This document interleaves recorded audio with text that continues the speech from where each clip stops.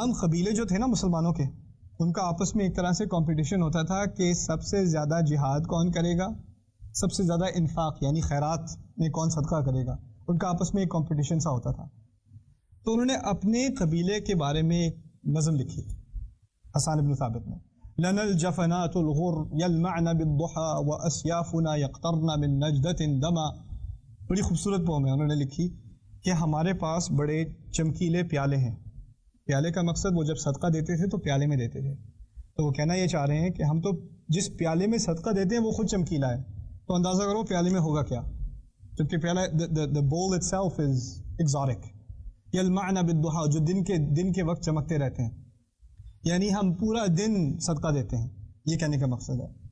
وہ اسیافنا یقطرن، اور ہماری تلواریں ان میں سے قطرے گرتے رہتے ہیں، من نجدتن، کیونکہ ہم جا کے ریسکیو مشن کہتے ہیں نا، جیسے ہمارا کوئی بندہ پکڑا گیا تو ہم 3-4 کو لے کے پوری فوج سے لڑ کے اس کو واپس لے کے آئیں گے، ریسکیو مشن، اس کو نجدہ کہتے ہیں عربی میں.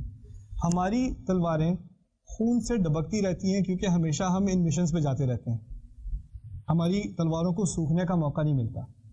تو پہلی لائن پوئٹری کی تھی، ان کے شعر کی تھی اپنی خیرات کے بارے میں، دوسری تھی بہادری کے بارے میں.